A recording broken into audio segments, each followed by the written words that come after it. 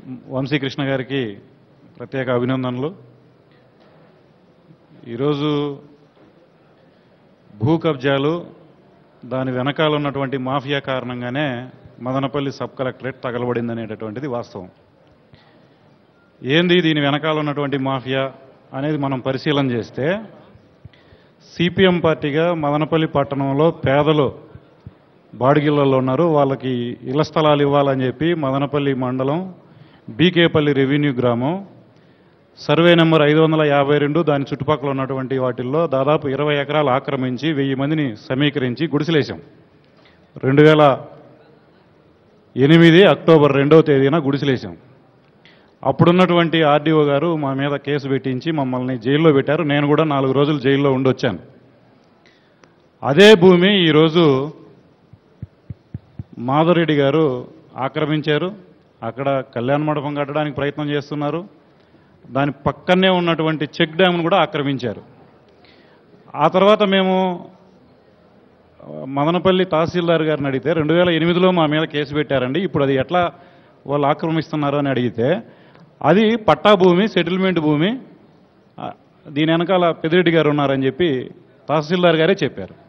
అవునండి, 2008లో మా మీద కేసు కట్టారు, నన్ను జైలు పంపించారు, ఇప్పుడు ఇట్లా దాన్ని వాళ్ళు చేస్తా అంటే దీన్ని ఎట్లా మీరు అనుమతిస్తారు? అప్పుడు నా మీద పెట్టిన కేసు అయినా తప్పుడుది కావాలి, ఇప్పుడు మీరన్నా తప్పుడు పద్ధతుల్లో వ్యవహరిస్తున్నారని చెప్తే దానికి ఏమీ సమాధానం లేదు. దీని మీద కలెక్టర్ గారికి చెప్పాం, ప్రభుత్వ ప్రధాన కార్యదర్శికి కూడా కంప్లైంట్ పెట్టాం, కానీ ఇప్పటి వరకు దాని మీద ఏమీ చర్యలు తీసుకున్నటువంటి పరిస్థితి లేదు. అంటే నేనేం చెప్పదలుచుకున్నానంటే, మీరు మాత్రం పేదల కోసం గుడిసేసుకుంటే మిమ్మల్ని జైల్లో పెట్టారు. వాళ్ళు కబ్జా చేస్తే మాత్రం వాళ్ళు కాంప్లెక్స్ కట్టిస్తున్నారా? అదే కదా ఇప్పుడు జరుగుతుంది. అంటే అధికారంలో ఉంటే ఏమైనా చేయొచ్చు అనేదానికి ఒక ప్రత్యక్షమైనటువంటి ఉదాహరణ. అంటే అధికారంలో ఉంటే అధికారులని కూడా మభ్యపెట్టి, లేకుంటే అధికారులను కూడా లొంగ తీసుకొని ఏ విధంగా రికార్డులు తారుమారు చేశారో 2 ఉదాహరణలు కూడా నేను చెప్తాను. బీకొత్తకోట మండలం గోళ్లపల్లి రెవెన్యూ గ్రామంలో 1928లోనే సెటిల్మెంట్ పట్టా. ఓకే, అది ఇద్దరు అన్నదమ్ముల మధ్య, అంటే దాయాదుల మధ్య భాగ పరిష్కారాల సమస్య వచ్చింది.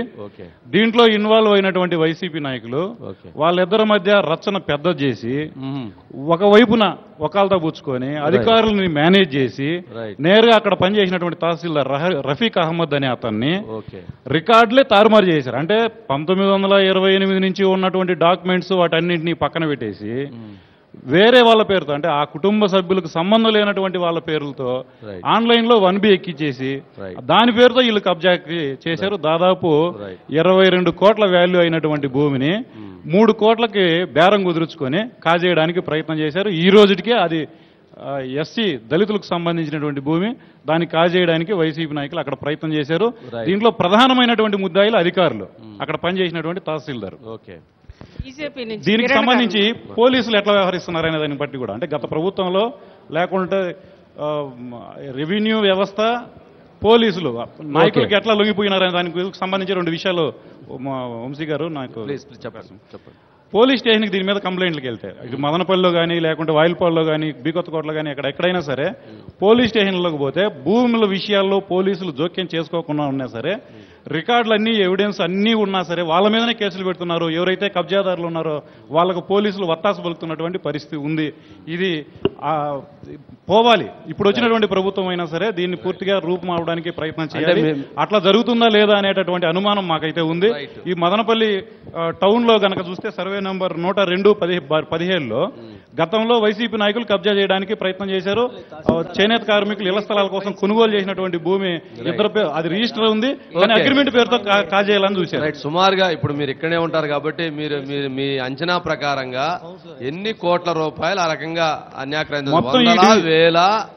ఈ డివిజన్ పరిధిలో మొన్న మేము తీసాం అధికారిక లెక్కలు, సిసిఓడే గారు వచ్చిన తర్వాత చేసిన లెక్కలు అంతా చూసిన తర్వాత 2 లక్షల కోట్ల రూపాయలకు సంబంధించినటువంటి అవినీతి, భూ అవినీతి జరిగింటుందనేటటువంటిది ఒకటి అంచనా. దీంట్లో ప్రధానంగా అధికార పక్షమే ఉంది.